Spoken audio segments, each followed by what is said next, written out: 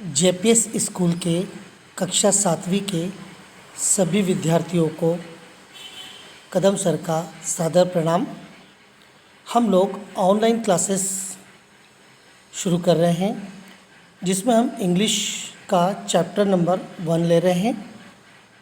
Chapter का नाम है द फॉग। आप देख सकते हैं, ओके। और उसके बाद आप देखेंगे सेकंड पेज। तो शुरू करते हैं हम लोग चैप्टर नंबर 1। ये एक पोयम है जिसे आपको समझना है। द फॉग, जैसा कि आप जानते हैं, अक्सर ठंड होने पर या खुले स्थानों पर, पहाड़ी इलाकों में फॉग फैल जाती है ना। जब फॉग फैलती है तो हमें चारों ओर कुछ दिखाई नहीं देता है। वही चीज़ लेखक ने यहाँ पर समझाने का प्रयास किया है। हम उसे समझते हैं। आप सब लोग अपनी अपनी किताबें खोल चुके होंगे और आप ध्यान से इस पोएम को समझेंगे। तो शुरू करें। I saw the fog grow thick when soon made blind my kin. यहाँ पे लेखक कहता है कि मेरे ज्ञान को इस घने कोहरे ने तो बिल्कुल अंधा बना दिया। मतलब कुछ दिखाई नहीं दे रहा। मतलब वो सोचता था कि मुझे तो कुछ समझ में आ ही नहीं रहा कि मैं क्या करूँ। It made tall man the boys and joints of tall man. इसने लड़कों को दानवों की तरह लंबा आदमी बना दिया। मतलब सब लोग ऐसे दिख रहे थे जैसे दानव हो गए हों। And it clutched my throat. I coughed. Nothing was in my head. सिवाय दो भारी आँखें के जैसे कि जलती सीसा के गोले। लीड यानी सीसा होता है, ठीक है। And when it grew so black that could no place. और जब ये इतना काला हो गया कि मैं जान सकता था कि कहीं पर कोई जगह नहीं है। मतलब इतना घना हो चुका था कि ऐसा लग रहा था कहीं पे कोई जगह है नहीं, सिवाय फॉग के अलावा कुछ दिखाई नहीं दे रहा था। I lost all judgement then of distance and of space.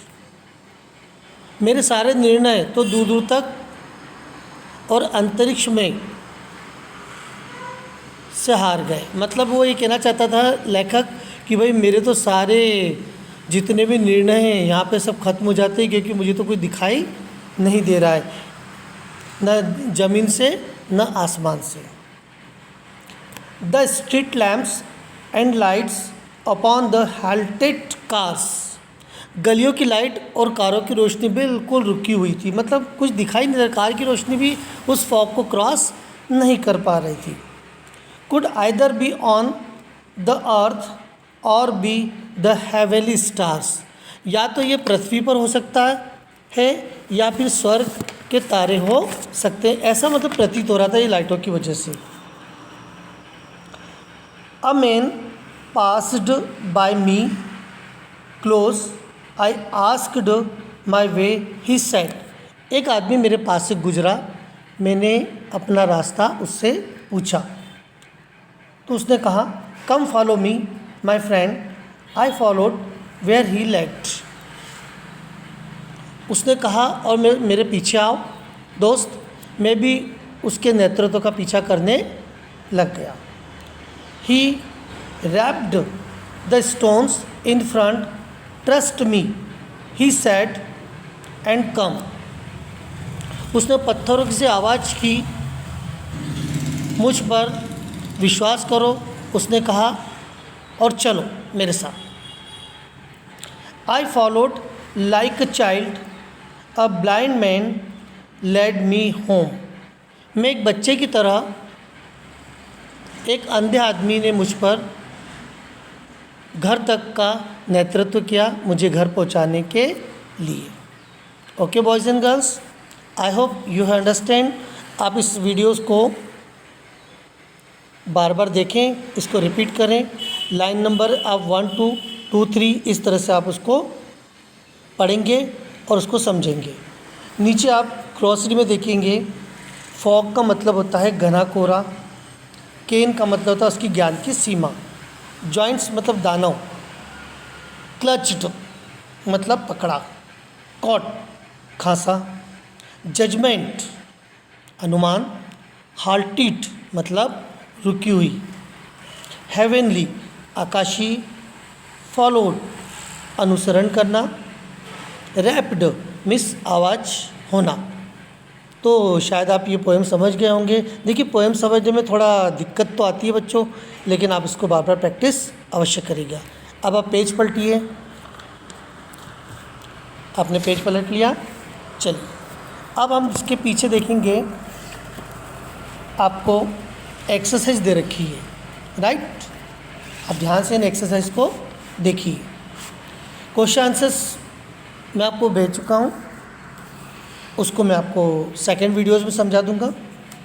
B number में आप देखेंगे, आपको fill in the blanks with correct words. यहाँ पे आपको फिल इन द ब्लैंक्स जो दे रखे हैं, इसको आपको करेक्ट वर्ड इसमें भरने हैं। और करेक्ट वर्ड अपने को कहाँ से मिलेंगे? हमें मिलेंगे पोएम से। Okay, I saw the fog grow thick. तो यहाँ पे हमने इसमें से फॉग वर्ड ढूंढा है।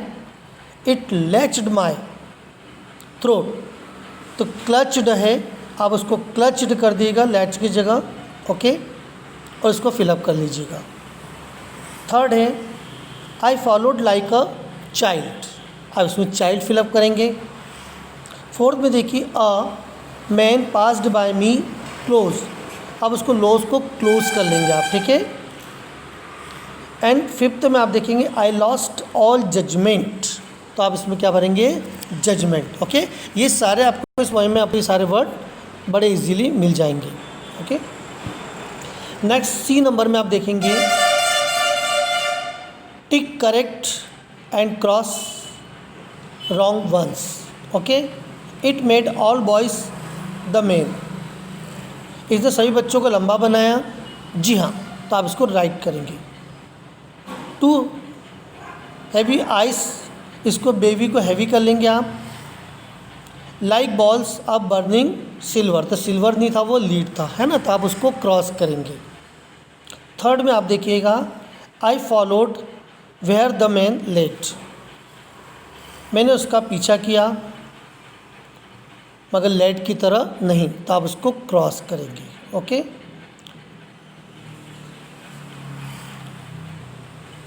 फोर्थ में आप देखेंगे a blind man led me factory, वो उसको फैक्ट्री में नहीं लेके गया था, वो उसको घर लेके गया था, तो आप इसको क्या करेंगे? क्रॉस करेंगे। फिफ्थ में देखिए अ वुमन पास्ड बाय मी, तो उसके पास से वुमन नहीं मैन पास हुआ था, इसको भी आप क्रॉस करेंगे। मतलब पहला राइट, दूसरा क्रॉस, तीसरा राइट, फिर क्रॉस एंड क्रॉस। ओके, समझ गए आप लोग? चलिए डी नंबर की एक्सरसाइज देखिए। मैक द सेंटेंस, यहाँ पे आपको कुछ वर्ड दे रखे हैं, उससे आपको क्या बनाने हैं? सेंटेंस। ओके, आप घर पे खुद भी प्रैक्टिस कर सकते हैं, मैंने आपको कुछ बना के दिए हैं, तो आप इसे ध्यान से देखेंगे। Fog, in winter we see fog everywhere, सर्दियों में हम फॉग सब दूर देखते हैं।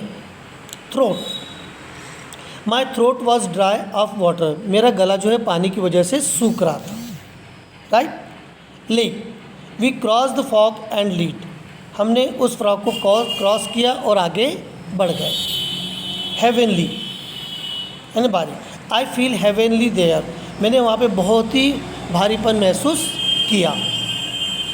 स्टोन, पत्थर, बाइस थ्रू स्टोन्स एट मंकी, बच्चों ने, लड़कों ने जो पत्थर फेंके किसकी ओर? मंकी की ओर।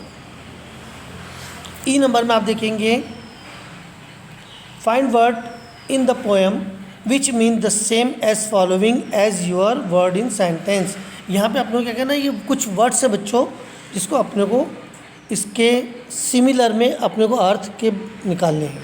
जैसे होल्ड समथिंग लाइटली, तो उसका मतलब होता है कैच। होल्ड का मतलब भी होता है पकड़ना और कैच का मतलब है पकड़ना। बिकम और बी दोनों का मतलब होता है होना या बनना। स्टॉप यानी रुकना और स्टे का मतलब भी होता है रुकना। इसके बचे हुए 4, 5, 6 जो है वो नेक्स्ट पेज पे है, पेज नंबर 5 पर, जिसको कि हम लोग नेक्स्ट वीडियो में समझेंगे। देखिए आप इसकी प्रैक्टिस कीजिएगा, अपनी कॉपी में अच्छे से नोट डाउन कर लीजिएगा और उसके बाद इसकी प्रैक्टिस करें। If you get any problem you can ask to your teachers and principal sir. Okay, thank you.